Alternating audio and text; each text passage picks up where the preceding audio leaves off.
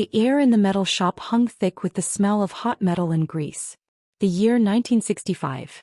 13-year-old Ben Johnson wrestled with a length of steel tubing, sweat beading on his forehead. Sparks flew as he coaxed the metal into shape, his hands grimy and calloused, moving with practiced ease. The clang of the hammer, the hiss of the welder, the rhythmic grind of the file. The sounds were the soundtrack to his creation. A two-wheeled hand truck, gleaming black under the harsh fluorescent lights. It was a masterpiece. A testament to hours spent hunched over the workbench, a tangible expression of his pride. Ben's story is a powerful journey through emotion, fear, and forgiveness.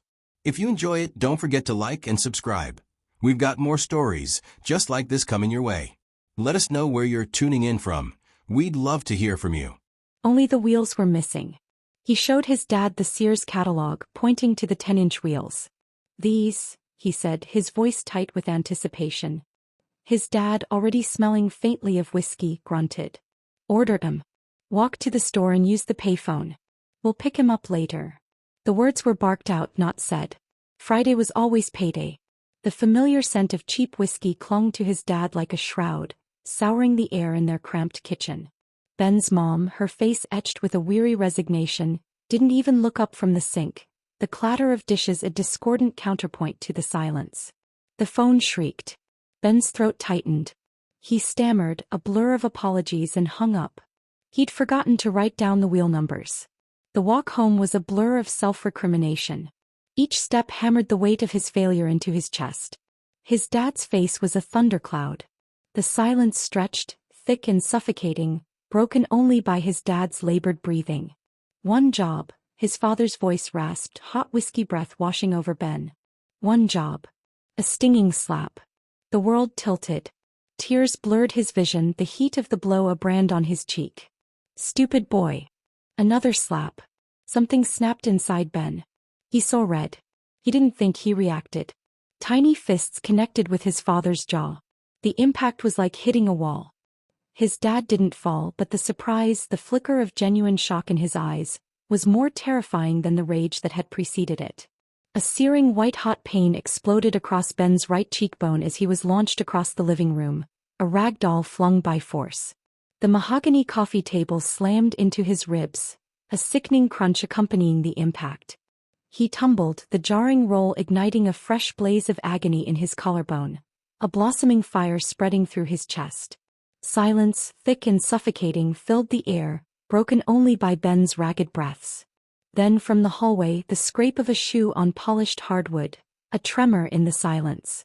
A metallic click, sharp and precise as a surgeon's scalpel. Joseph stood framed in the doorway, his youthful frame trembling. A .22 rifle, gleaming coldly under the harsh light, jutted from his shaking hands. His father, eyes glazed with the slow burn of whiskey, turned, confusion momentarily etching away the familiar lines of his face. "Dad," Joseph's voice, thin and reedy, cut through the tension. "Don't hit him again." His grip tightened, the rifle leveling, a cold, unwavering finger on the trigger. His father's hand shot out, a lightning-fast snatch dislodging the rifle. The air crackled, not with anticipation but with the raw, explosive power of the gunshot. Boom. Dust, fine as powdered bone, rained down from the ceiling, a ghostly snowfall in the sudden violent hush. His father's gaze, heavy with something Ben couldn't decipher, flickered from Joseph, to Ben gasping for air, to his mother, a granite statue of fury and silent dread. Then slowly, with agonizing deliberateness, he dropped the rifle. The thud was swallowed by the oppressive silence. He turned, his back rigid, his shoulders slumped with a weariness that spoke of years of unspoken battles. He walked out, the slam of the front door a final, brutal punctuation mark.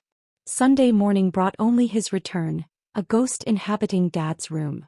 Monday arrived, and with it, the hollow clatter of his getting ready for work, a routine as empty and brittle as a forgotten promise.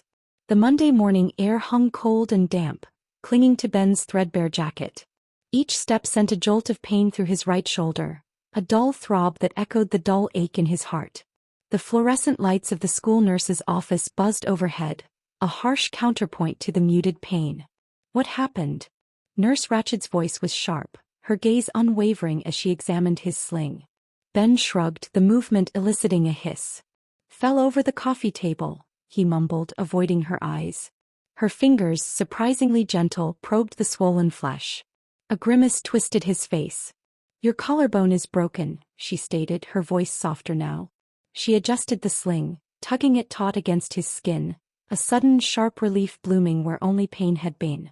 The walk home was a slow, deliberate march. Each step measured, each breath labored. The numbers for the replacement wheels felt rough and oddly comforting in his hand. His father's apology hung heavy in the air, not in words but in the silence that followed. It was a silence filled with the ghost of whiskey breath, replaced now by the scent of freshly brewed coffee. The clinking of the bottle hitting the sink resonated. Ben's father was gone from the room, but Ben could hear him. His father's shadow falling against the pale wall, the weight of years lifted. At the payphone outside the little store, Ben placed the order, using the numbers from the Sears catalog. Ben's story is a testament to resilience, pain, and the power of redemption. Some scars heal, some memories linger, but transformation is possible. If this story resonated with you, hit like and subscribe. We have more stories that inspire, challenge, and move you. Let us know where you're tuning in from. We'd love to hear your thoughts. Years later, the memory remained sharp. The sting of his father's hand, the agonizing pain, followed by the slow, agonizing awakening of a newfound tenderness. The splintered coffee table, the sterile scent of the nurse's office, the numbers from the Sears catalog. He looked at his healed shoulder and smiled, a hint of acceptance, even gratitude in the lines around his eyes. The broken collarbone had mended, but more importantly, his father's spirit had. He had been reborn. The scar reminded Ben of his father's final and most potent act of love, a love as sturdy and reliable as the new wheels he ordered.